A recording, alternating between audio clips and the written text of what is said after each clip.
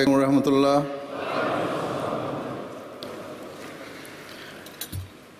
أشهد أن لا إله إلا الله وحده لا شريك له وأشهد أن محمدا عبده ورسوله أما بعد فأعوذ بالله من الشيطان الرجيم بسم الله الرحمن الرحيم الحمد لله رب العالمين الحمد لله رب العالمين الرحمن الرحيم مالك يوم الدين إياك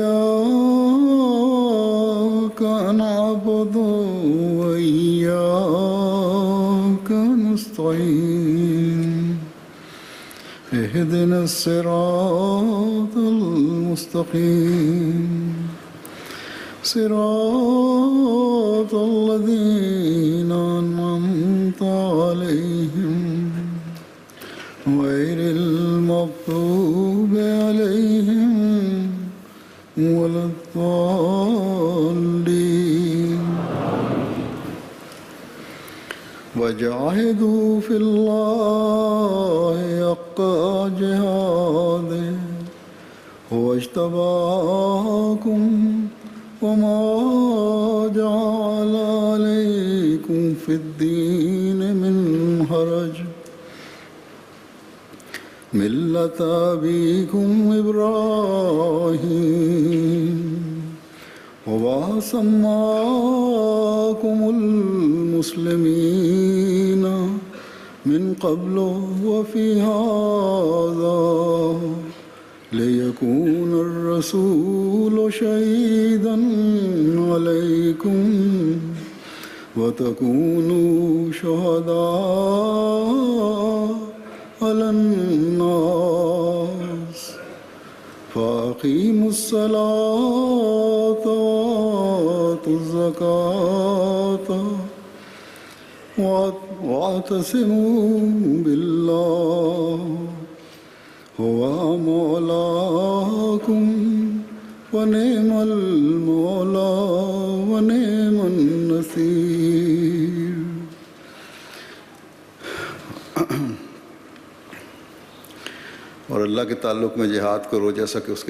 Et luttez dans la cause d'Allah comme il se doit. Il vous a choisi et il ne vous a imposé aucune difficulté en matière de religion. Suivez donc la voie de votre père Abraham. Dieu vous nomma musulmans à la fois avant et dans ce livre, afin que le messager soit témoin sur vous et que vous soyez témoin sur l'humanité. Par conséquent, observez la prière et payez la zakat et agrippez-vous à Allah. C'est lui votre maître, un excellent maître et un excellent aide.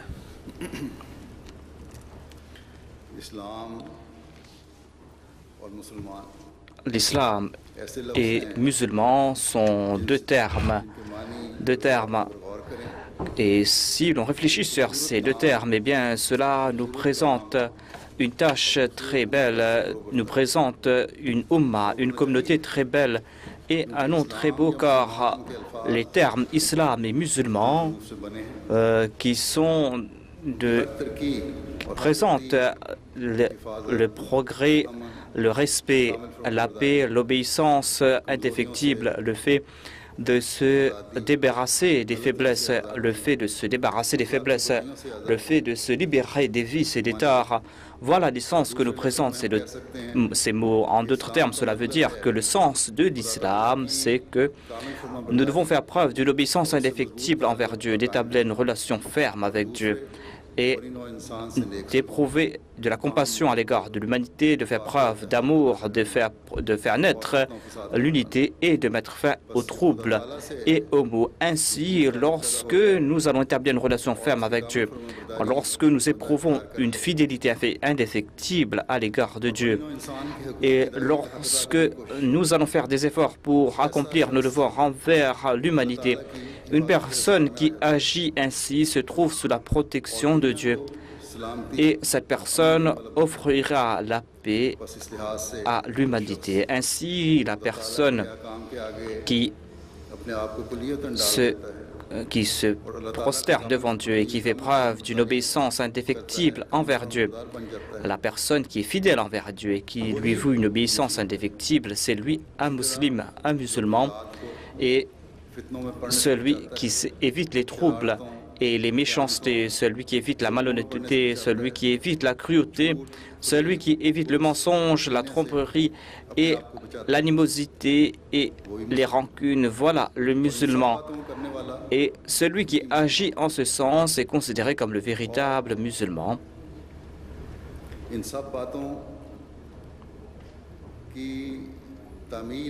Et c'est en mettant en pratique ces enseignements que nous allons mettre en pratique les enseignements de l'islam. Et selon cette définition, celui qui va agir contraire à ces enseignements, ces préceptes, celui qui ne s'acquitte pas de ses devoirs envers Dieu, envers ses créatures, celui qui donne naissance à des troubles au lieu d'établir la paix, il peut se dire un musulman des milliers de fois, il sera un musulman de nom. Le Messie promis alayhi salam est venu après une longue période de ténèbres. Il est venu pour nous faire connaître l'islam véritable.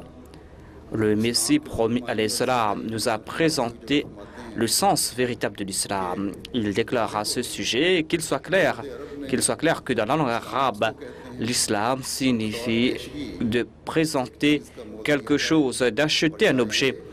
L'islam, où cela veut dire que confier une tâche quelconque ou de chercher la réconciliation. L'islam signifie aussi laisser quelque chose, une dispute. Un autre sens de l'islam a été défini par ce verset du Saint-Coran où il est dit « Bala man aslama wajhahu lillahi wa huwa muhsinun falahu ajruhu 'inda rabbih wa la khawfun 'alayhim wa la hum yahzanun » C'est-à-dire le musulman est celui qui offre toute sa personne dans la voie de Dieu, c'est-à-dire il se considère à Dieu et il essaye d'avoir le plaisir de Dieu, il se voue entièrement à Dieu et ensuite il accomplit de bonnes œuvres pour la cause de Dieu. Il accomplit cela pour la cause de Dieu et fait de sa personne, il voue toute sa personne dans la voie de Dieu. Cela veut dire que dans le domaine de la doctrine, c'est-à-dire dans sa croyance, dans sa doctrine et dans ses actions, il se considère à Dieu, c'est-à-dire il fait de sa personne une personne qui a été vouée à la reconnaissance de Dieu, à lui vouer obéissance, à éprouver un amour indéfectible envers Dieu et à chercher le plaisir de Dieu. Et dans la pratique, il accomplit des bonnes œuvres grâce à toutes ses aptitudes, il accomplit ses bonnes œuvres pour la cause de Dieu avec cette ardeur, comme s'il est en train de voir son bien-aimé, le visage de son bien-aimé, c'est-à-dire le visage de Dieu, dans le miroir de son être. Ainsi, le véritable musulman est celui qui s'acquitte de ses devoirs pour la cause de Dieu, qui accomplit cela pour la cause de Dieu, et il s'acquitte aussi de ses devoirs envers autrui uniquement pour avoir le plaisir de Dieu. Ces droits ont été définis dans le Saint-Coran, tout comme je l'ai présenté à la lumière de cette définition, c'est-à-dire qui est musulman, selon la définition que je viens de vous présenter. En d'autres termes, on peut dire que chercher le plaisir de Dieu, accomplir toute action pour le plaisir de Dieu et protéger l'humanité du mal, ce sont des actions essentielles pour un musulman. Il a dit, souvenez-vous de ce point, ces deux droits, nous pourrons accomplir ces deux droits lorsque nous allons consacrer toute son attention à Dieu, Sans cela, ce ne sera pas possible. Et lorsqu'on aura comme objectif Dieu, quand on va savoir, quand on sera conscient que Dieu est devant nous et que Dieu est là pour... Lorsque, grâce à ces actions, on va voir Dieu, des actions, que ce soit des ibadas ou que l'on accomplisse ses devoirs envers les hommes, quand on va accomplir toutes ces actions uniquement pour la cause de Dieu et quand on va accomplir ces actions pour se rapprocher de Dieu, eh bien, le Messie premier des salams nous explique que la vérité de l'islam est très élevée. Aucune personne ne pourra mériter ce titre de musulman ou d'islam tant qu'il ne consacre pas toute sa personne et toutes ses aptitudes à Dieu, tant qu'il ne se débarrasse pas de son égocentrisme et tant qu'il ne se consacre pas à Dieu et sur la voie de Dieu. Ainsi, on pourra être considéré musulman lorsque l'on va mettre de côté sa vie négligente, lorsqu'on va faire en sorte que sa nafs amara et ses sentiments disparaissent uniquement. Et après cette mort, eh bien, c'est là que l'on va recevoir une nouvelle vie.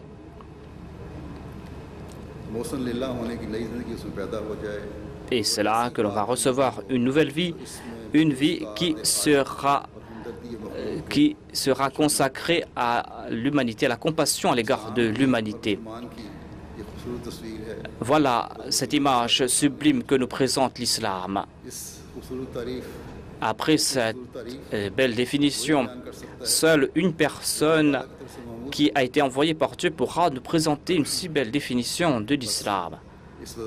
Ainsi, après cette définition, personne ne peut dire que les termes islam et musulman ne sont pas beaux et qu'un peuple qui agit selon ce précepte ou ces préceptes ne pourra pas être considéré comme une belle umma. Tout cela a été évident grâce au sens que nous présente l'islam et les musulmans.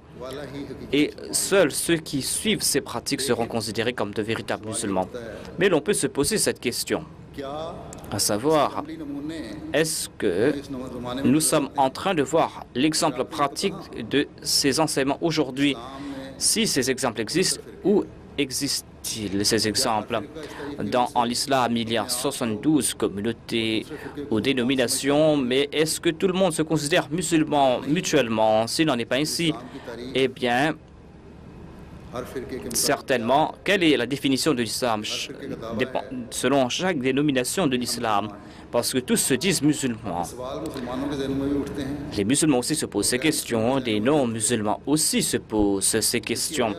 Et c'est pour cette raison que ceux qui ressentent de la douleur à l'égard de l'islam vivent dans l'anxiété et ces personnes prient ardemment, demandent à Dieu en disant « Oh notre Seigneur, on est où trouver l'exemple pratique de cette religion, cette belle religion et de ces termes qui sont très beaux. » Lorsque nous regardons nos ulémas, eh bien, là-bas, nous constatons que ces gens ne s'acquittent pas de leurs devoirs. Au contraire, ils sont en train de tromper les gens. Au lieu de nous demander à accomplir le devoir envers les autres, nous voyons qu'ils se sont empêtrés dans leur égocentrisme. Au lieu de prôner l'amour, ils sont en train de prôner la haine. Au lieu de prôner la paix, ils sont en train de massacrer des gens.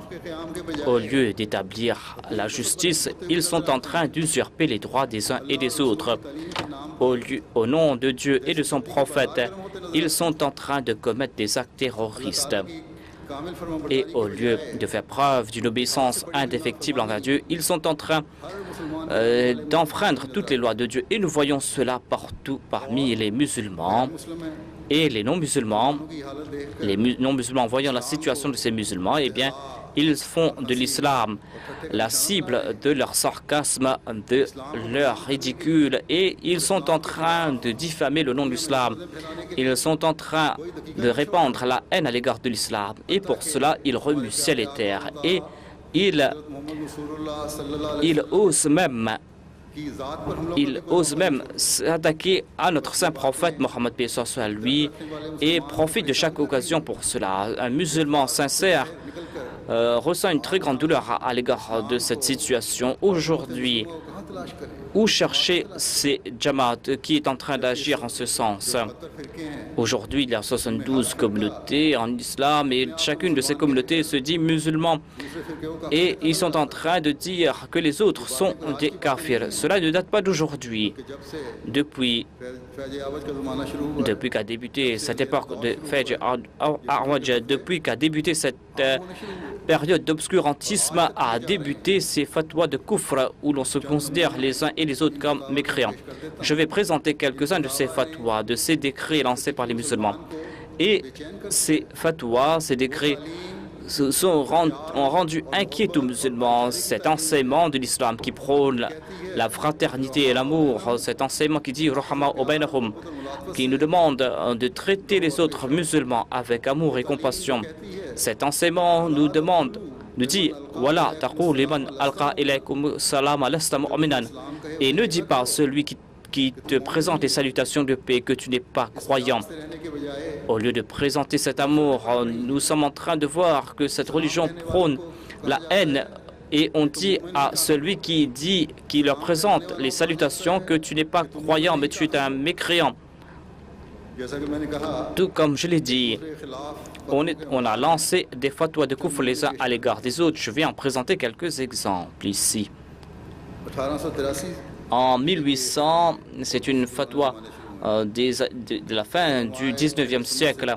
On a demandé à certains ulémas des Ahl Sunnah que dites-vous à propos des groupes qui ne appartiennent pas à votre dénomination. Ils ont dit que ce que nous voyons, il y a ceux qui disent Amin à haute voix, ceux qui lèvent les mains et ceux qui posent leurs mains sur leur poitrine lorsqu'ils prient et ceux qui récitent Alhamd à l'imam.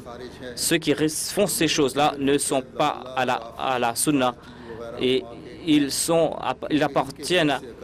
ne sont pas des musulmans car leurs actions sont contraires aux actions des Ahl Sunnah.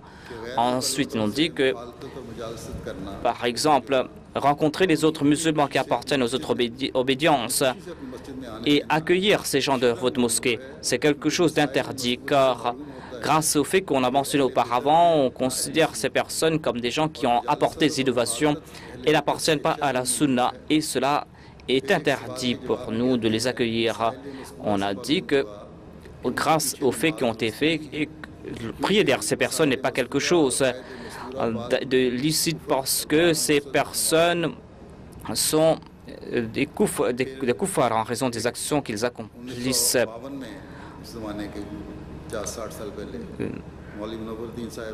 Il y avait un Maulvi Munawwaruddin Sahib qui avait lancé un autre fatwa dans les années 50 et il avait déclaré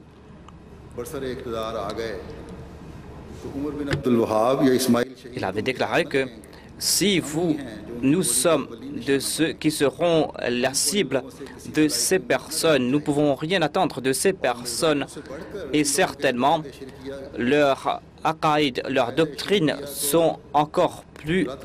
Nous devons rejeter leurs croyances plus que les Mousaïs, que les Ahmadis. Les Mirzaïs ont déclaré que une personne possède des qualités que possède le saint prophète, mais ces gens-là disent que leur leader possède des qualités qui dépassent de loin les qualités de Dieu. Et certainement, ces personnes, ceux qui sont coupables de cela, sont des mushrikines. Et un autre ulama a déclaré que les Deobandis ne sont pas musulmans. En 1974, il nous dit que nous ne sommes pas mécréants, mais après cela, il a déclaré que les Deobandis ne sont pas musulmans, ne sont pas des Jamaat, et qu'Allah accorde patience et persévérance aux autres musulmans. Dans la Majmou' Fatawa des Brelvi, cela a été publié en 2004, dans ce recueil, il est dit que les Deobandis, puisque les Deobandis ne sont pas musulmans, et les ulémas de la Mecque a déclaré que man shakka fi kufrihi wa adhabihi fa huwa kafara. Celui qui a des doutes concernant la mécréance appartient à leur groupe, c'est-à-dire qu'on ne peut pas prier derrière ces personnes, on ne peut pas diriger leur prière funéraire. Allah déclare Wala tusalla ala ahadin minhum mata abadan. Voilà, il est en train de citer un verset du Saint-Coran où il est dit, on est s'adressé au Saint-Prophète, c'est-à-dire de ne pas prier pour ces personnes, de ne pas prier pour ces personnes lorsqu'elles sont décédées, de ne pas prier sur la tombe. Et ainsi, ces personnes qui ont dirigé la prière, qui ont participé dans la prière des Deobandis, ces personnes doivent renouveler leur foi et implorer le pardon de Dieu. Et ils doivent renouveler leur nikah avec leur épouse. On a lancé un fatwa contre Salman Taseer Sahib qui avait aidé une jeune fille chrétienne. On a dit que celui-ci n'est pas musulman et que son nikah a été annulé. On dit que Salman Taseer a été murtad parce qu'il a essayé de défendre cette jeune fille chrétienne et son nikah a été annulé. Tant qu'il ne se repent pas, il sera considéré comme un mécréant et un apostat. Et Asia, quant à elle, mérite la mort. Si la justice ne rend pas son jugement, mais quand même, cette femme mérite la mort et son repentir ne sera pas accepté. Et voilà ce qu'ont accepté les musulmans depuis les 1400 ans et tous les muftis et les cheikhs. Et c'était Sahibzada Pir Mohammad Mustafa a déclaré que le gouverneur Salman Taseer est un apostat et un mécréant et il n'est pas musulman. Voilà donc l'état des fatwas de ces personnes. Et après nous avoir dit kafir, eux-mêmes qui se disent musulmans sont en train de se dire mécréants les uns les autres. Donc voilà quelques-uns de ces fatwas, de ces décrets lancés par ces ulémas. Et comme nous avons dit depuis tout le temps, ces ulémas ont lancé des fatwas de kufr les uns à l'encontre des autres. Ils nous disent que nous sommes mécréants, mais ils se disent mécréants eux aussi, les uns les autres. S'ils nous disent être des mécréants, eh bien ce n'est pas quelque chose à propos duquel on doit se soucier parce que cela est en accord aux prophéties du Saint-Prophète Mohammed Mustafa sallallahu alayhi wa sallam.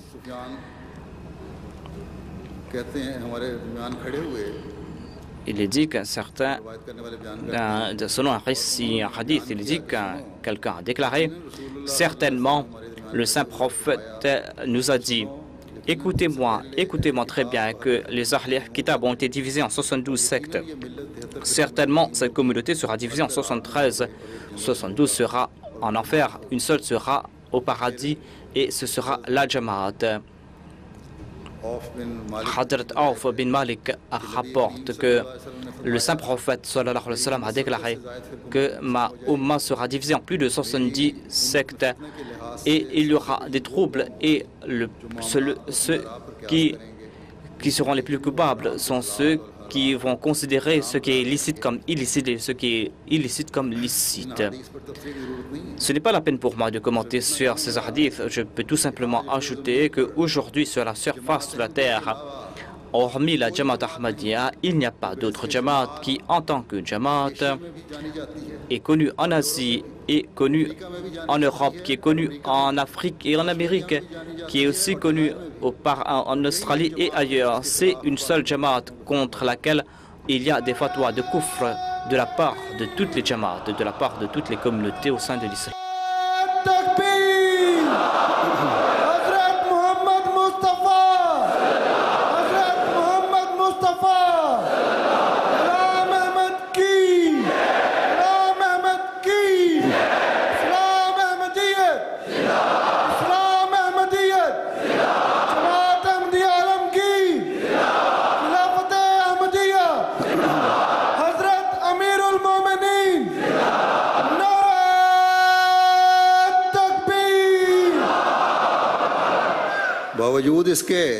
En dépit du fait qu'ils se disent non musulmans les uns les autres, Et comme il a été dit dans ce hadith, sans aucune preuve, ils sont en train de considérer ce qui est licite comme illicite et vice-versa. Et lorsqu'on le regarde, on voit comment, pour atteindre leur objectif et leur égocentrisme, ils sont en train d'enfreindre les lois du Saint-Coran. Et certaines choses, je ne peux pas en faire mention ici. En tout cas, voilà leurs œuvres. Leur cas est entre les mains de Dieu. Nous ne pouvons pas lancer de fatwa contre ces personnes. Je peux tout simplement dire ici que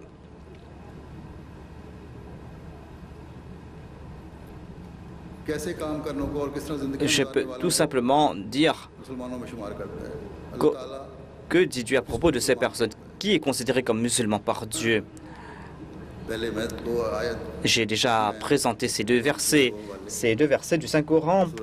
C'est un verset de la sourate Al-Baqarah. Il est dit: Qulu amana billahi wa ma unzila ilayna wa ma unzila ila Ibrahim wa Ismaïla wa Ishaq wa Yaqub wal asbat wa Isa wa Musa wa ma utiya min an-nabiyyin la nufarriqu bayna ahadin minhum wa nahnu lahu muslimun. Dit: nous croyons en Allah et ce qui a été révélé à nous et ce qui a été révélé à Ismaël, à Jacob et à ses enfants, et ce qui a été donné à Moïse et à Jésus et à tout ce qui a été donné à ses prophètes. Nous ne faisons pas de distinction entre ces prophètes et nous lui sommes obéissants et nous nous soumettons à lui. Grâce à ce verset, nous comprenons que le musulman est celui qui croit dans tous les prophètes. Il croit dans tous les prophètes. Voilà un signe de l'obéissance indéfectible. Et on ne fait pas de différence entre les prophètes. Ailleurs, Allah déclare: La nufarriqu bayna ahadim min rusuli. Et nous ne faisons pas de distinction entre tous ces prophètes. Allah a déclaré que nous avons envoyé des prophètes dans tous les peuples, parmi tous les peuples. Ainsi, il y a des prophètes qui ont été mentionnés dans le Saint-Coran et nous en avons connaissance. Nous croyons ces prophètes et parce que leurs noms sont là. Mais selon cette directive du Saint-Coran, nous croyons dans tous les prophètes qui ont été envoyés parmi tous les peuples par Dieu. Un prophète qui a averti son peuple et qui l'a guidé sur le droit chemin. Ainsi, selon cette directive de Dieu, nous avons cette certitude. Et tout musulman doit avoir cette certitude, à savoir que Dieu a envoyé des prophètes parmi tous les peuples. Et nous considérons véridiques tous ces prophètes. Ainsi, celui qui accepte la nubuwa de tous les prophètes, selon cette directive, cette consigne de Dieu, cette personne est musulmane. Et quand nous allons accepter tous les prophètes, du prophète Adam jusqu'au prophète, saint prophète sallallahu alayhi wa sallam, nous serons considérés musulmans. Quand nous disons que ces prophètes sont musulmans, eh bien, selon ce verset du Saint-Coran, nous sommes musulmans. Eh bien, il est important aussi de comprendre que ce verset, c'est-à-dire dans les derniers temps viendra le Mahdi promis, le Messie promis. Son avènement sera l'avènement du saint prophète Mohammed lui, parce qu'il va faire avancer la mission du saint prophète. Et selon les hadiths, cette personne qui viendra, ce Messie qui viendra, sera considéré un prophète de Dieu. Ces signes ont été mentionnés.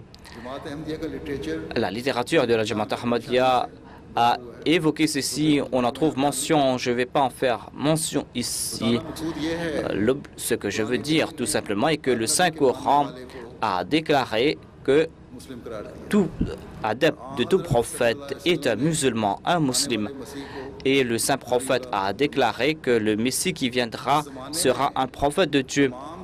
Et aujourd'hui, le Messie promis, c'est Hadrat Masih Maud al-Islam, Hadrat Mirza Ghulam Ahmad de Qadian, le fondateur de la communauté Ahmadiyya. Et ces signes se sont accomplis en sa personne.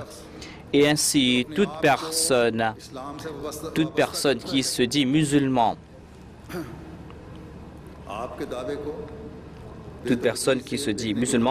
ne doit pas se détourner de lui, réfléchir, au contraire, il doit réfléchir sur ses déclarations, implorer l'aide de Dieu, prier. Hier, j'ai présenté quelques récits, à savoir que Dieu guide ceux qui lui demandent son soutien et sa direction. Et ces personnes ont vu la vérité. Et ces personnes ont été agréées par Dieu.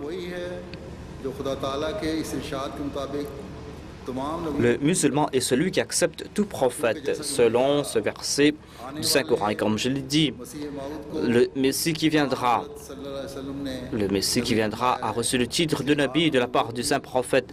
Ainsi, sa naboua n'est pas une exception ici. Et Allah déclare ailleurs, dans le verset 103 de la sourate Al-Imran, Ya ayyuhalladhina amanu hatta ला तमूतुन्ना इल्ला व अंतुम मुस्लिमून वो जो ईमान लाए ô vous qui croyez, craignez Allah comme il doit être craint et और हरगिज़ न मरो ne mourrez pas, sauf quand vous êtes en état de soumission.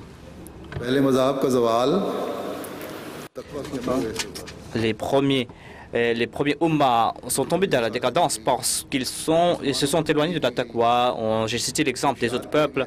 On a averti les musulmans ici, à savoir, il est dit qu'ils doivent toujours avoir en tête les préceptes de Dieu, sinon leur fin sera la même que la fin des autres peuples. Le saint prophète Mohammed, paix soit sur lui, dans ses hadiths, dans ce hadith où il a indiqué la dissension parmi les juifs, il en a fait mention parce que, et il voulait nous expliquer que cela मुसलमानों को कहा गया et parce que ces personnes se sont éloignées de la taqwa. Il est dit à propos des musulmans que si vous n'agissez pas selon le bon plaisir de Dieu, vous tomberez sous le coup de la colère divine. Quand réfléchissez sur les préceptes de Dieu, खुदा ताला ने करने हैं Dieu तुम्हें इसका इख्तियार नहीं a décrété certains faits. N'enfreignez pas cela. Ne dites pas que celui-ci est kafir, celui-ci est un croyant. Dieu a déclaré que celui qui vous présente les salutations de paix, il est croyant. Et Dieu a dit au saint prophète, قُلْ إِنَّمَا يُوحَى إِلَيَّ أَنَّمَا إِلَٰهُكُمْ إِلَٰهٌ وَاحِدٌ. तो कह दे Dis-leur, Dieu m'a révélé ceci, que votre Dieu est un Dieu unique. Est-ce que vous n'allez pas accepter cela? Est-ce que vous ne serez pas obéissant envers lui?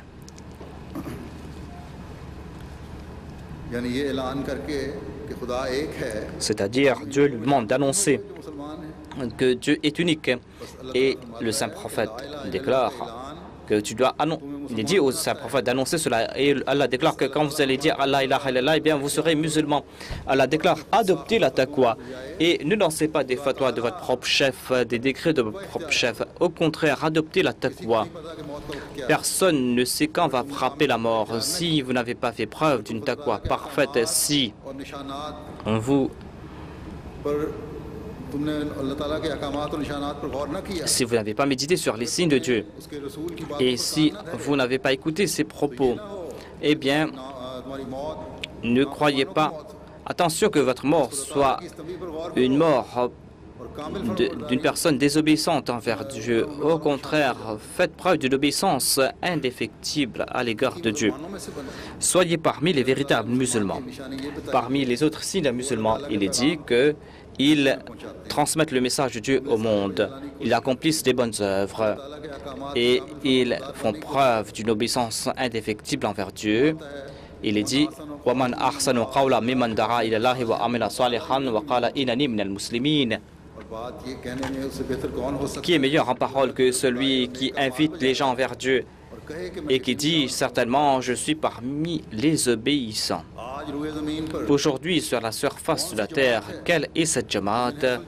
Quelle est cette Jamaat qui, en tant que Jamaat, est en train de prêcher le message de l'islam en tant que Jamaat?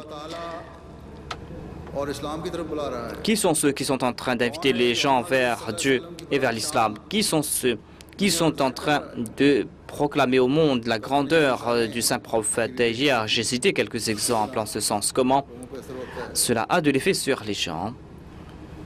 फिर हम देखते हैं Et nous voyons aussi कि आ हज़रत सल्लल्लाहु अलैहि Nous voyons aussi que le saint prophète Mohammed sallallahu alayhi wa sallam a défini les musulmans. वसल्लम अपनी उम्मत को क्या Le नसीहत और तलकीन फरमाई saint prophète a prodigué des conseils à sa Ummah dans un hadith Abdullah bin cité par Hadrat Abdullah bin Amr. Il déclare plutôt qu'on en demande au saint prophète quel est le meilleur islam. Le saint prophète a répondu nourris les autres et salue les autres. Salue celui que tu connais, celui que tu ne connais pas. ये नहीं फरमाया Il n'a pas déclaré que tu dois saluer celui que tu connais, celui que tu considères être musulman et ne pas saluer les autres. Saluez tout le monde, que vous le connaissiez ou pas. Au Pakistan, aujourd'hui, si vous saluez un musulman, eh bien, cette personne sera condamnée par la loi. Si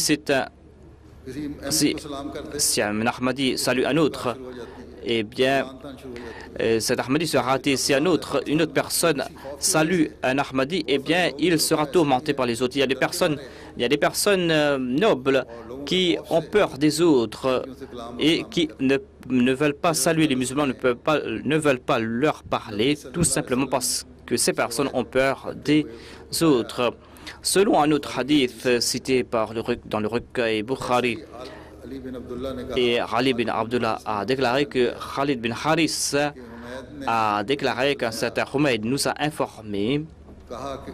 Il nous a dit que Maïmoun bin Sia a demandé à Hadrat Anas qui pourra protéger un homme et ses biens. Celui-ci a déclaré que celui qui déclare qu'il n'y a pas d'autre Dieu hormis Allah, et celui qui se tourne vers notre Qibla, et celui qui prie comme nous, et celui qui mange la chair que nous avons immolée. Voilà celui qui est musulman, voilà les droits d'un musulman. Il a les mêmes responsabilités qui sont imposées sur un musulman. Voilà donc la définition d'un véritable musulman. Et regardez la définition des autres de ces mots-là, définition que j'ai citée auparavant. Dans un autre hadith cité dans le recueil Bukhari, Zubayr rapporte que j'ai demandé à propos d'une personne, mais quelqu'un a déclaré que Hadrat Abdullah a déclaré que le saint prophète a déclaré que insulter un musulman est un grand crime. Mais voyez ce qui se passe dans le monde musulman, voyez ce qu'accomplissent les musulmans aujourd'hui. C'est quoi tout cela? Selon ce hadith, Hadrat Oussama bin Zayd rapporte que le saint prophète Mohammed nous avait envoyé pour une campagne. Et le matin, nous sommes arrivés quelque part, à un point quelconque. Et là-bas, j'ai attrapé quelqu'un. Celui-ci a dit « La ilaha illallah ». Mais bon, je l'ai frappé d'un coup de lance. Mais cela m'a tourmenté et j'en ai fait mention au saint prophète Mohammed lui. Et le saint prophète Mohammed lui a déclaré, est-ce qu'il avait déclaré la ilaha illallah, est-ce que toi tu l'as tué? J'ai dit au prophète d'Allah, soit qu'il avait fait par peur de l'arme. Mais le saint prophète a répondu, est-ce que tu as ouvert sa poitrine pour voir son cœur, pour savoir vraiment s'il l'avait dit sincèrement ou pas? Le saint prophète a répété ces paroles. Il a répété ces paroles et il a répété ces paroles à tel point que je me suis dit, ah, si seulement j'avais accepté l'islam ce jour-là. Hadrat Saad a déclaré que moi, je ne vais pas tuer les musulmans jusqu'à ce que Oussama tue quelqu'un. Une autre a déclaré, est-ce que Dieu n'a-t-il pas déclaré que وَقَاتِلُوا حَتَّى لَا تَكُونَ فِتْنَةً وَيَكُونَ الدِّينُ كُلُّهُ لِلَّهِ. C'est-à-dire de vous battre contre ces personnes jusqu'à ce qu'il n'y a plus de troubles, de désordre et que la foi soit consacrée à Dieu. Saad a déclaré que nous allons nous battre pour mettre fin au désordre, mais vous et vos compagnons désirent que nous battions pour qu'il y ait des troubles. Ces désordres, ces troubles que nous voyons aujourd'hui sont des troubles pour générer d'autres troubles encore. Hadrat Abdullah a déclaré que le saint prophète a déclaré que ne soyez pas jaloux les uns à l'égard des autres, n'augmentez pas le prix et n'éprouvez pas de la rancune à l'égard des autres et ne faites pas de la surenchère. Vous êtes frères, soyez des frères. Le musulman est le frère d'un musulman. Il ne commet pas de crime à l'égard de son frère et il n'abandonne pas son frère dans le besoin et il ne le méprise pas. Et il a indiqué vers sa poitrine et à 3 reprises, il a déclaré la taqwa est ici. Il déclare qu'il suffit pour un homme que de mépriser son frère musulman. Ce mal qu'est le mépris suffit. Tout musulman, les biens et le sang d'un musulman sont sacrés et sont interdits à un autre musulman. Mais voyez ce qui se passe aujourd'hui. Hadrat Abu Zar a rapporté que on avait dit certains faits au saint prophète. Et il a été dit que, ô mon Seigneur, Dieu a déclaré, ô mon Seigneur, j'ai interdit le crime et la cruauté. Ainsi ne soyez pas cruels les uns à l'égard des autres. Vous êtes tous égarés, sauf celui qui a été guidé par moi. Ainsi demandez ma direction. Vous êtes tous égarés, hormis celui qui a été guidé par moi. Implorez ma direction. Voilà le message, voilà la formule présentée par le Messie promet. Le saint prophète, le Dieu a déclaré plutôt, vous êtes tous affamés, sauf celui que je nourris. Vous êtes tous nus, sauf celui que je vêtis. Ainsi demandez-moi vos vêtements et je vais vous vêtir. Ô mes seigneurs, ô mes serviteurs, vous êtes dans l'erreur, vous commettez des fautes, implorez mon pardon et je vais vous pardonner. Vous n'avez pas les moyens de nuire à ma personne, vous n'avez pas les moyens de m'accorder quelque avantage. Ô mes serviteurs, si le premier d'entre vous et si le dernier d'entre vous, vos devanciers, tous deviennent des muttaqis, eh bien cela ne va rien ajouter à ma souveraineté. Ô mes serviteurs, si le premier d'entre vous, le dernier d'entre vous, si vos hommes et vos djinns, vous êtes les plus vicieux en ce bas monde, eh bien cela ne va pas retirer quoi que ce soit dans ma souveraineté. Si vous tous, si vos hommes et vos djinns, vous tous, vous êtes dans un champ, vous m'implorez, vous me demandez quelque chose et je vais vous accorder tout ce que vous désirez et cela ne va rien diminuer dans ma souveraineté. Oh mes serviteurs, c'est moi qui protège vos biens et je vais vous retourner ce que vous avez accompli. Et celui qui a quelque chose de bien, il doit louer Dieu. Et celui qui a perdu quelque chose doit se lamenter. C'est là. Ainsi, on peut se demander que le Saint-Coran dit que tous ceux qui croient en tous les prophètes sont musulmans. Et tout disciple de tout prophète est musulman. Et celui qui accepte Dieu comme l'unique Seigneur est musulman selon ces versets du Saint-Coran. On comprend que tel ou tel peuple a reçu le titre de musulman. Tous ces peuples ont reçu le titre de musulman, mais il n'est pas dit à propos des suivants, des disciples des autres prophètes, qu'un tel est musulman ou pas. Ce titre a été conféré uniquement à la Ummah du Saint-Prophète Mohammed lui, tout simplement parce que les prophètes Abraham et Ismaël avaient rebâti la Kaaba et ils avaient prié. Et dans cette prière, ils avaient prié pour qu'ils soient musulmans, pour qu'ils soient soumis à Dieu. Et ils avaient prié pour que parmi leurs descendants, il y ait un peuple qui soit soumis à Dieu. Ainsi, ce prophète qui a été envoyé parmi les descendants du prophète Abraham, eh bien, les disciples de ce prophète ont reçu le titre de musulman. Cela a été évoqué dans ce verset de la sourate Al-Hajj. C'est-à-dire, Dieu vous a conféré le titre de musulman auparavant et dans ce Coran. Ainsi, certes, tout prophète possède cette distinction, savoir qu'il est musulman, mais leurs disciples n'ont pas reçu ce titre de musulman. Ce sont uniquement les disciples du Saint-Prophète qui ont reçu ce titre de musulman, parce que les disciples des autres prophètes, les enseignements qu'ils avaient reçus étaient limités dans le temps et limités à leur personne. Certes, ils avaient accepté les commandements de Dieu, mais ils n'avaient pas atteint ce stade pour mériter le titre de musulman. Leur islam a, eux, été limité. Ce titre, on pouvait le recevoir lorsque l'enseignement de Dieu allait embrasser toutes les aptitudes de l'homme et que lorsque ces enseignements allaient atteindre son sommet et lorsque cela allait se faire, lorsqu'on pouvait annoncer Al-Yawma akmaltu lakum dinakum wa atmamtu alaykum ni'mati wa raditu lakum al-islam dina, c'est-à-dire aujourd'hui j'ai parachevé pour vous votre religion, je vous ai accordé mes faveurs et je vous ai choisi l'islam comme religion.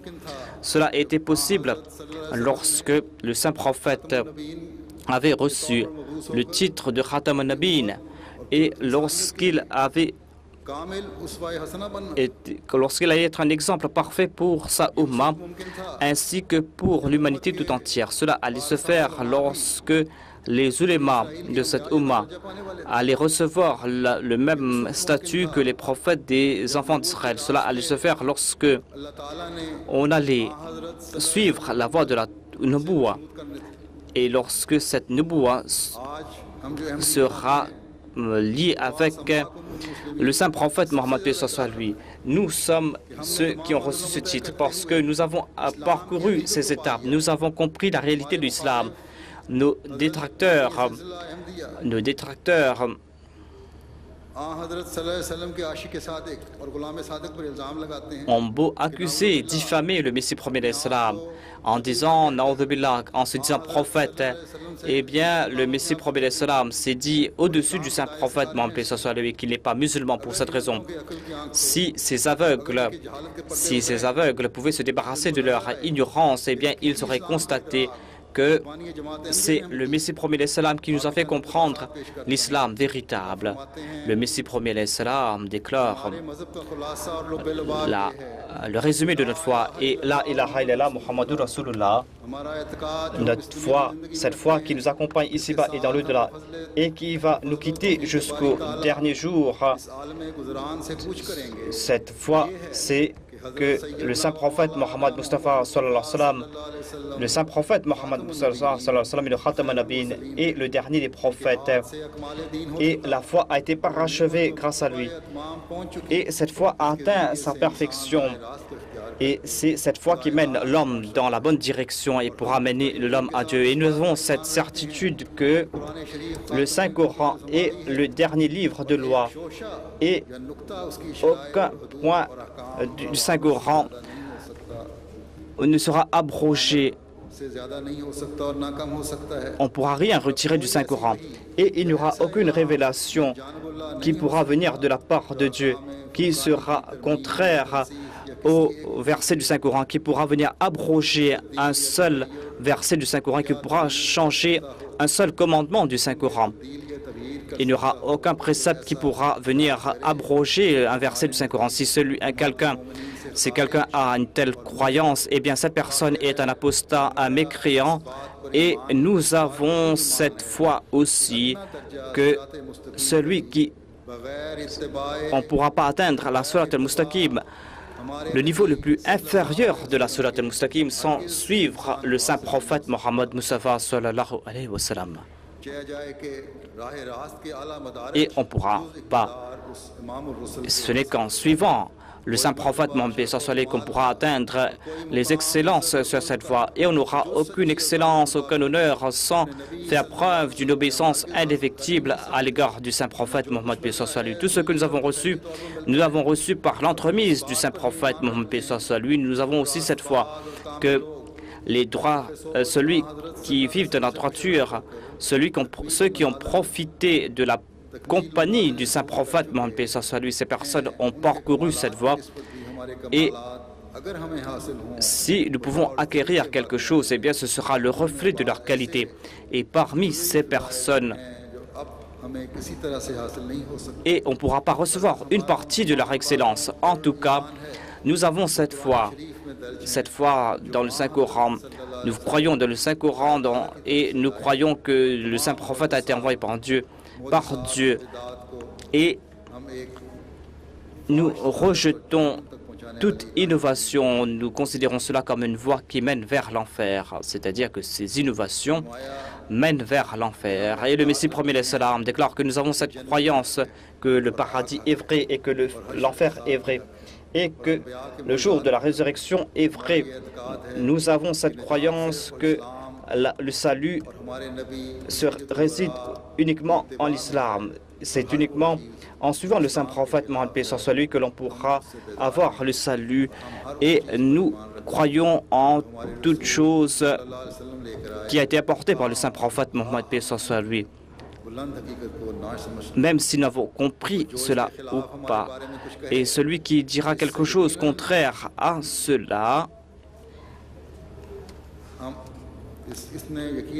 Certainement, celui qui dit quelque chose qui est contraire à cela, contraire à notre foi, eh bien, cette personne est en train de mentir. Sachez que ma foi, c'est l'islam et je crois dans l'unicité de Dieu et mon cœur ne s'est pas égaré et je ne suis pas non plus rebelle.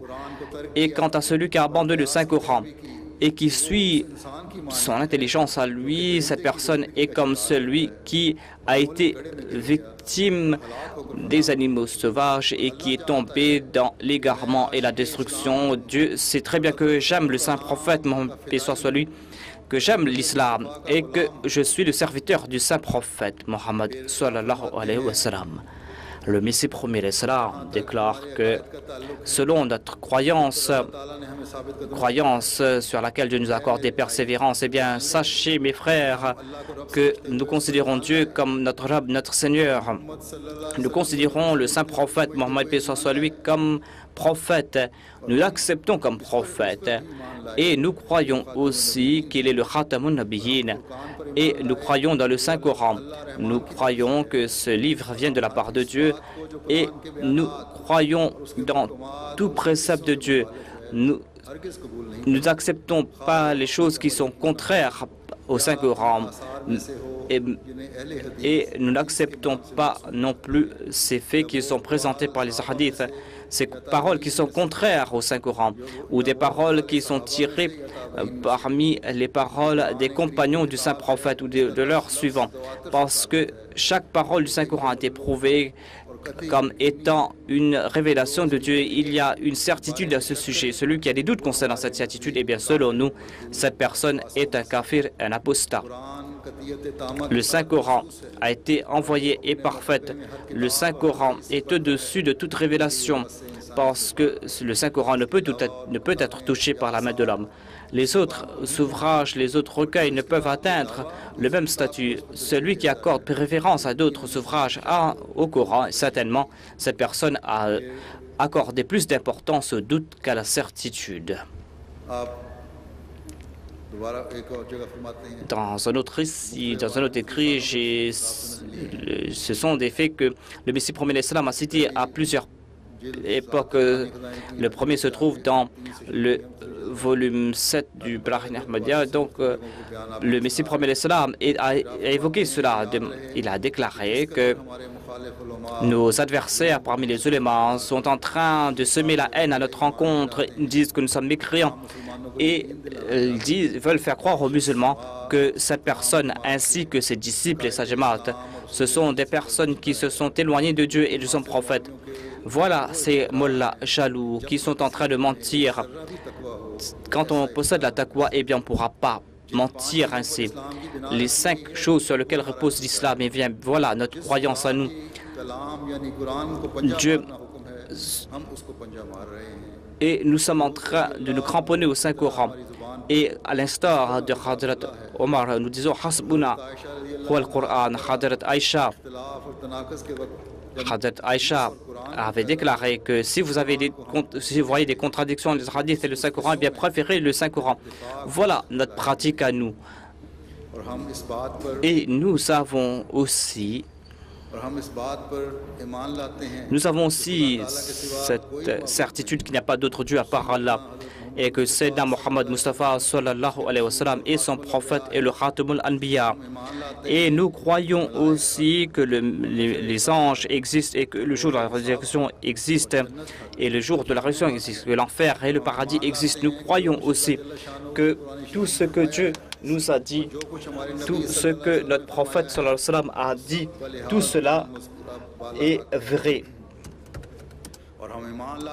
Et nous croyons que celui qui va diminuer quoi que ce soit au paradis, celui qui va abandonner cela, nous croyons qu'il est un mécréant. Nous croyons aussi, je dis à ma jamaat, nous enjoignons à notre jamaat de porter foi sincère en la déclaration, nul n'est digne d'être adoré à part Allah, Muhammad et son prophète, et de mourir en ayant cette croyance au cœur, et de croire aussi en tous les prophètes et tous les livres qui ont été authentifiés par le Saint-Coran, et de respecter les préceptes concernant la prière, le jeûne, la zakat et le hajj, et de respecter aussi toute autre obligation ou interdit définie comme telle par Dieu et son prophète, en somme de suivre à la lettre les injonctions de l'islam.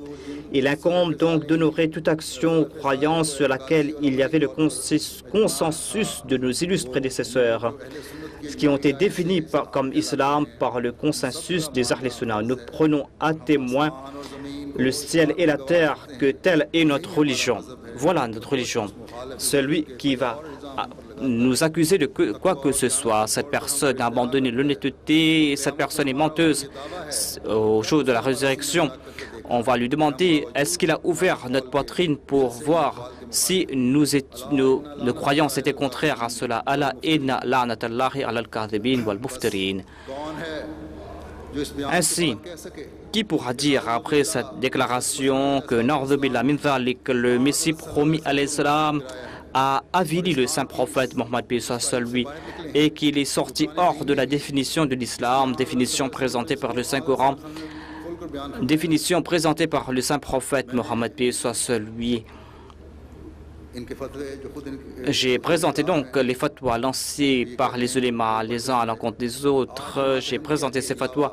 Aujourd'hui, hormis la Jamaat Ahmadiyya, il n'y a aucune Jamaat parmi les musulmans qui est en train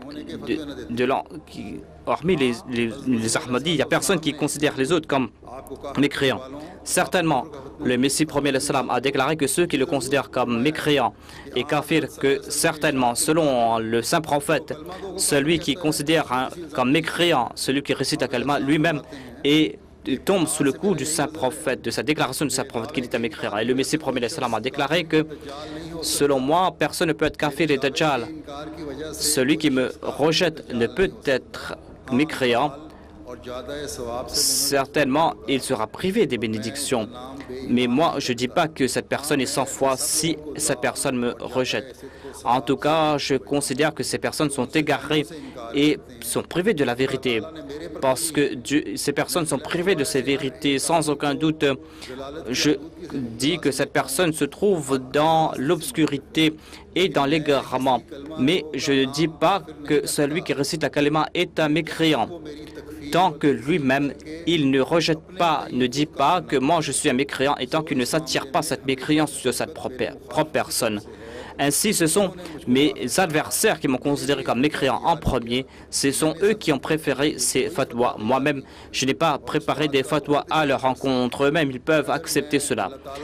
Si, selon Dieu, je suis musulman, eh bien, en me disant mécréant et kafir, la fatwa du saint prophète tombe à leur rencontre, tout comme il a été dit dans ce hadith. Je ne leur considère pas mécréant et kafir. Eux, en me disant être kafir et mécréant, ils s'attirent sur eux le décret du saint prophète Mohammed lui et sont devenus des mécréants. Ainsi, ô adversaires du saint prophète, vous êtes en train d'attiser les sentiments des musulmans, vous êtes en train de pousser ces personnes à insulter le Messie promet l'Islam, et vous êtes en train de pousser ces personnes à commettre ces exactions contre la Jamaat du Messie promet l'Islam. Ô ouléma, regardez vous-même, regardez vos actions. Vous êtes en train d'attirer la colère de Dieu. Je m'adresse à la Ummah et je leur dis que les croyants doivent posséder la perspicacité.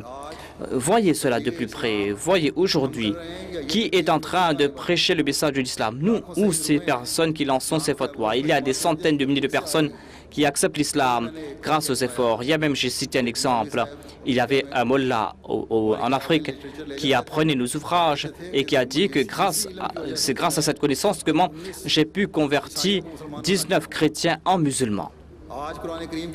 Aujourd'hui, nous sommes qui est en train de diffuser le message du Saint-Coran, nous ou ces personnes qui lancent ces fatwas de kufr, qui est en train de présenter le saint prophète Mohammed lui, nous ou ces personnes qui lancent ces fatwas. Aujourd'hui, qui est en train de bâtir des mosquées dans le monde, nous ou bien ces personnes qui lancent ces fatwas. Aujourd'hui, qui est en train de servir l'humanité, d'offrir des soins, de l'eau et de l'éducation à l'humanité, nous ou ces personnes. Les autres disent que je reçois des centaines de lettres, des milliers de lettres. Nous recevons des lettres à l'MTA en disant qu'en voyant ces émissions, nous avons su qu'il y a cette Jamaat qui est en train de présenter, de protéger le nom de l'islam et qui répond aux attaques lancées contre l'islam.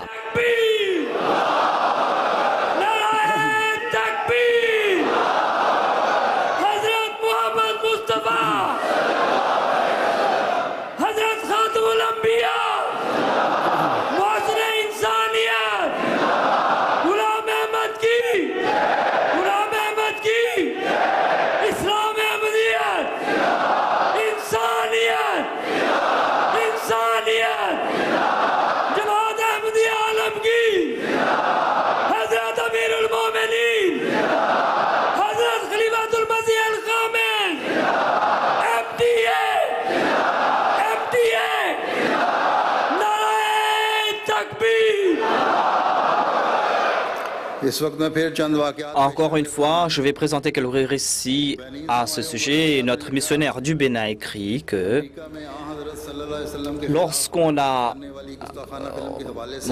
fait ce film infâme à l'encontre du saint prophète et lorsque vous, en tant que calife, vous avez prononcé un sermon sur le saint prophète, l'imam national du pays,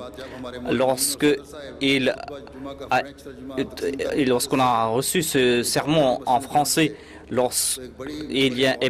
un grand mollah a pris ce sermon et après il a lu quelques mots. Il a dit que certainement nous devons être nous sommes dans le mépris, nous qui ne nous considérons pas comme musulmans. Eh bien, ces personnes sont en train de dépasser les autres de leur amour pour leur saint prophète. Pouvons-nous nous comparer à eux?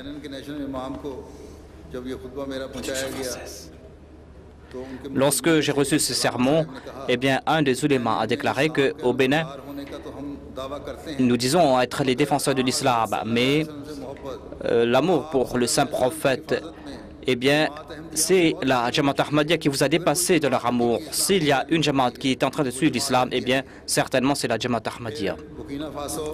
Et ensuite, il y a une personne qui nous a écrit du Burkina Faso. Il a déclaré que moi, j'étais sans aucune religion. Un jour, je me suis dit que soit que je dois être chrétien, soit je dois être musulman.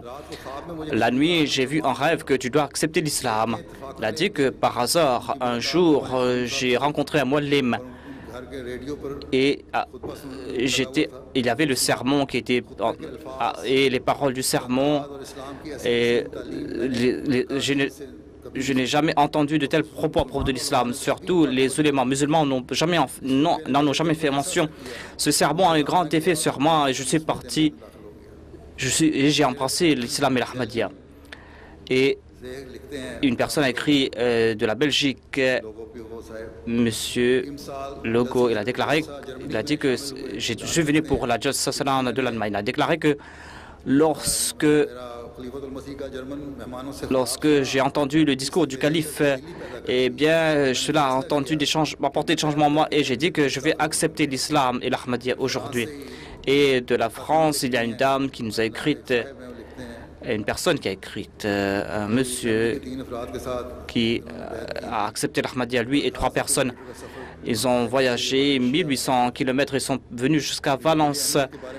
Et il a dit à propos de sa conversion que je me suis toujours dit que l'islam que tu es en train de suivre, que les musulmans, ce n'est pas l'islam du saint prophète. Lorsque ces paroles ont eu, je me suis dit, j'ai pensé à lorsque ces pensées sont je me suis dit cela, eh bien, j'ai imploré Dieu pour qu'il me guide vers une Jamaat qui pratique les véritables enseignements de l'islam. Et en 2012, moi, j'ai rencontré un ami et j'ai évoqué cela à un ami. Son ami lui a dit que moi aussi, j'ai les mêmes sentiments, mais Dieu m'a guidé vers une Jamaat. Et il a dit que j'ai commencé à regarder l'MTA avec mon ami et en vous regardant la MTA et en écoutant mes sermons, j'ai accepté l'Ahmadiyya, j'ai été convaincu à propos de l'Ahmadiyya et j'ai compris que j'avais compris l'islam véritable que je recherchais. Ainsi, moi, ma femme et mes enfants, nous avons embrassé l'islam et l'Ahmadiyya. Ainsi, au lieu de suivre le fatwa des mullahs, implorer l'aide de Dieu. Du Niger, il y a quelqu'un de là-bas qui a déclaré que la situation des musulmans dans le monde, je ne peux pas voir la situation des musulmans. Et moi, j'étais toujours soucieux. Je me dis comment va progresser l'islam. Mais après avoir connu la Jamaat Ahmadiyya, j'ai compris les bénédictions du califat. Et en trouvant cette jamaat, j'étais très content parce que cette jamaat possède un imam et un khalifa, parce que l'islam pourra progresser tant que le califat existait.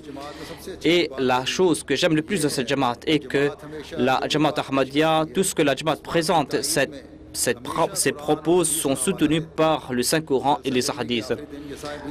Il a fait sa bayra le dernier jour de la Jalsa Salana de l'Allemagne. Il y a un certain Abu Huzaydi du Niger et qui est musulman. Il est en Belgique. Il était présent pour la Jalsa Salana de la Belgique. Il a déclaré que, avant de venir pour la Jalsa, j'étais pas Ahmadi. Mais la Jalsa m'a transformé et maintenant je peux dire que tout le monde doit entrer dans cette Jamaat car cette Jamaat nous présente l'islam véritable. Cette Jamaat pratique l'islam du Saint-Prophète, l'islam présenté par le Saint-Prophète. Et je suis fier du fait que moi, je suis dans la Jamaat Ahmadiyya et j'ai prêté allégeance. Et cette personne a embrassé l'Ahmadiyya, a fait la bayra le dimanche. Une dame a écrit que il y avait je me suis dit que l'islam a besoin de l'imam al-Mahdi présenter ses points, ses solutions aux difficultés de l'islam. Et certainement, ces gens vont se tourner vers cette Ummah.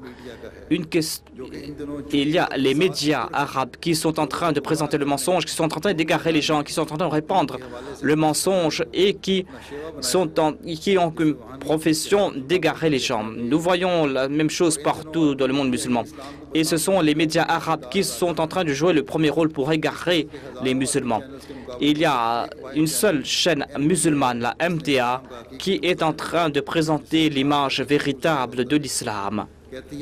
Elle déclare que moi, je dis que le message de l'imam al-Mahdi va atteindre. Malheureusement,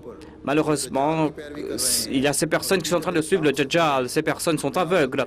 Je vous remercie, vous tous, et je prie pour qu'Allah soit avec vous. Il y a l'imam d'Ibadan qui était venu voir notre exhibition. Il a déclaré que celui qui dit que les Ahmadis est un mécréant, les Ahmadis sont des mécréants, eh bien, ils ne connaissent rien à propos de l'islam. J'ai lu les lettres de l'imam al-Mahdi et après avoir lu cela, eh bien, j'ai lu aussi ce message, ces lettres envoyées par le Saint-Prophète aux différents rois. Je dis que les Ahmadis sont musulmans et l'Ahmadiyya présente l'islam véritable. C'est une jamaat qui prône la paix et qui aime la paix. Les non-musulmans aussi, en entendant ce message, que disent-ils en entendant ce message de l'islam présenté par la jamaat Ahmadiyya? Il y a la maire de la ville de Redlands qui a déclaré que, avant d'entendre le discours du calife, eh bien, je connaissais très peu de choses concernant la Jamaat Ahmadiyya.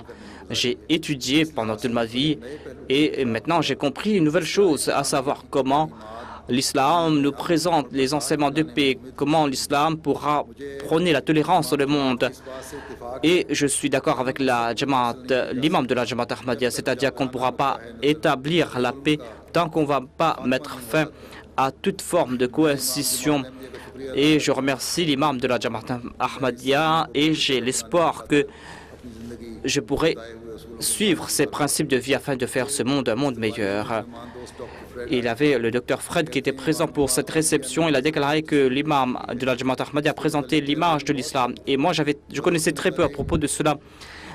Je savais très peu à propos de cette religion et ces propos sont le reflet de mes sentiments. Amour pour tous et haine pour personne est un message très fort. S'accepter les uns les autres, s'accepter qu'il y a un seul Dieu, dire que son Dieu à lui est mon Dieu.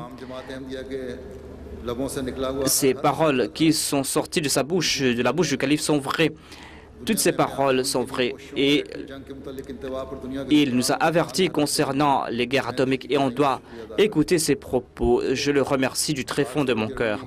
À Karlsruhe, il y a une personne qui a écrit que cette année-ci, en 2013, il y a un ami Ahmadi qui est venu, un un Allemand de souche qui était venu, qui travaille pour l'État. Il a déclaré que, m'a dit qu'il n'était pas intéressé par la religion, mais en tout cas, il avait une certaine, il cherchait la vraie religion en son fort intérieur. Il a dit qu'un jour, j'ai entendu une voix dans un rêve. J'ai dit que je dois prier pour mon ennemi.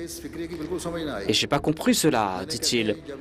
Lorsque j'ai traduit, lorsque je cherchais ce terme sur Internet, eh bien, je suis tombé sur un site où on a parlé à ce sujet. Il y avait cette déclaration sur un forum. Il dit que tu ne seras pas un véritable croyant tant que tu ne pries pas pour ton ennemi.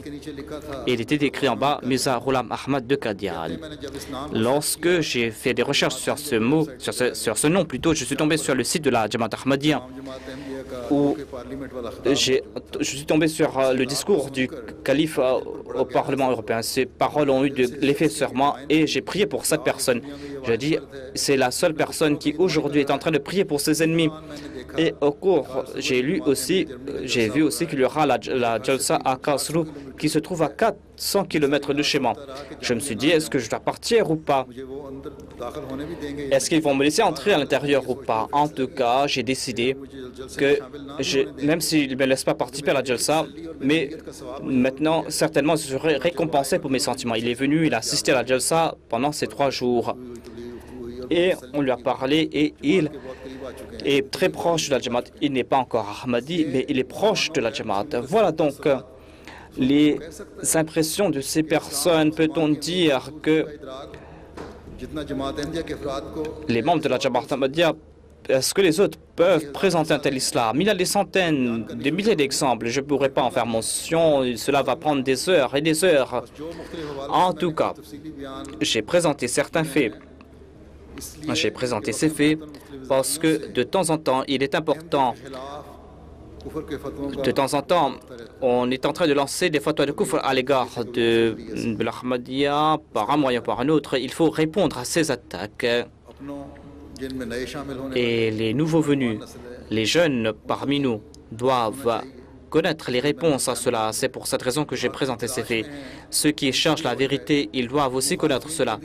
Et ceux qui suivent aveuglément les ennemis de l'Ahmadiyya doivent aussi comprendre cela. En bref, nous sommes musulmans. Nous sommes musulmans selon les propos de celui qui a été envoyé par Dieu suite aux prophéties du saint prophète Mohammed, paix soit sur lui. Lui qui est venu avec tous les signes, lui qui est l'imam de l'époque, lui qui est le Messie promis, le Mahdi promis, qui a été envoyé comme tel par Dieu.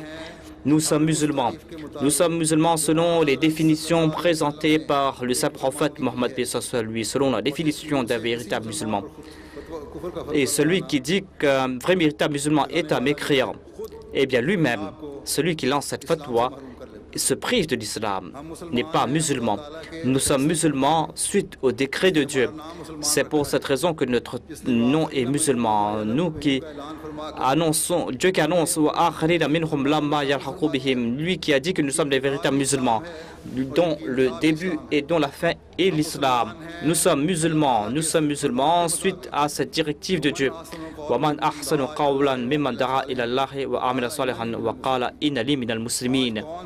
Aujourd'hui, quelle est cette Jamaat qui, en tant que Jamaat, est en train d'inviter les gens vers l'islam, à l'Occident comme à l'Occident, au nord comme au sud, qui est en train de transmettre le message du Coran en Europe, aux États-Unis, en Afrique et en Asie, en Australie et dans les îles. Les Arabes, les nobles parmi les Arabes sont en train d'accepter cela, comme je l'ai dit. C'est-à-dire, aujourd'hui, c'est la Jamaat Ahmadiyya qui, armée de ses preuves et de ses arguments et de cette logique, est en train de rehausser le statut de l'islam. Aujourd'hui, seule la Jamaat Ahmadiyya est en train d'agir en ce sens et personne d'autre n'est en train de le faire. Certainement, la Jamaat Ahmadiyya est en train d'établir la gloire de l'islam et aucune organisation islamique ne peut agir en ce sens. Nous sommes musulmans suite à cette définition de Dieu. Dieu qui nous a fait comprendre cela par l'entremise du Messie premier de l'islam.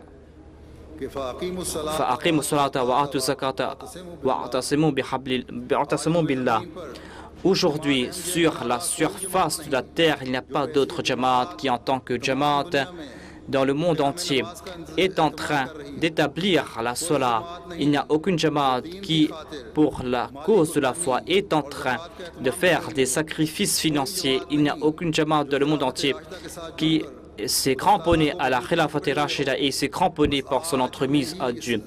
Aujourd'hui, c'est parce que nous sommes cramponnés à cette nizam que nous sommes de véritables musulmans. Dieu est notre Mawla, Dieu est notre soutien. Et Ni'mal Mawla wa Ni'mal Nasir, il est le meilleur des aides, le meilleur des soutiens. Aujourd'hui, l'aide de Dieu est avec nous. Hier aussi, j'ai présenté quelques récits et aujourd'hui aussi, comme je l'ai dit, Dieu nous montre son soutien extraordinaire. Dieu montre-t-il de tels soutiens à ceux qui ne sont pas musulmans? Dieu montre-t-il un tel soutien à ceux pour qui ne sont pas leur soutien et leur aide? En tout cas, aujourd'hui, tout Ahmadi a cette certitude qu'il est musulman. L'Ahmadiyya est l'islam véritable. Nos ennemis peuvent quitter ce monde génération après génération. Ils ne pourront pas nuire à cette umma, et jamais ne pourront le faire.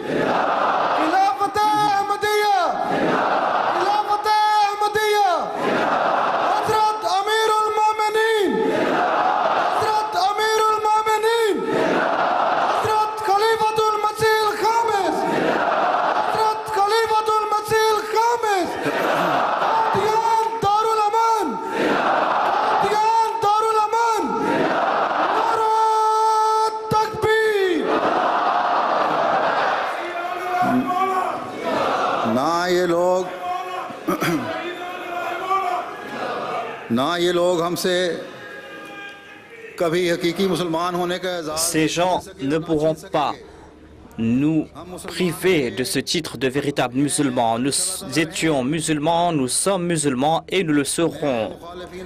Je m'adresse aux détracteurs de l'Ahmadiyya. Je leur dis, ne vous battez pas contre le décret de Dieu. Au lieu d'écouter ces ulémas, il y a des gens qui ne font que suivre les mollahs. Au lieu de suivre ces soi-disant ulémas, eh bien, écoutez l'appel de Dieu et de son prophète. Qu'Allah vous en accorde la possibilité. Qu'Allah renforce notre foi. Après cela, il y aura la prière dans vos prières. Priez pour les musulmans Ahmadis au Pakistan, eux qui sont en train de souffrir. Priez pour tout Ahmadi qui souffre. Priez pour le monde musulman, pour qu'Allah leur accorde l'intelligence et la direction. Priez pour les démunis, pour ceux qui sont en difficulté. Qu'Allah vous accorde son soutien. Qu'Allah fasse que vous puissiez atteindre votre destination. Maintenant, nous allons prier.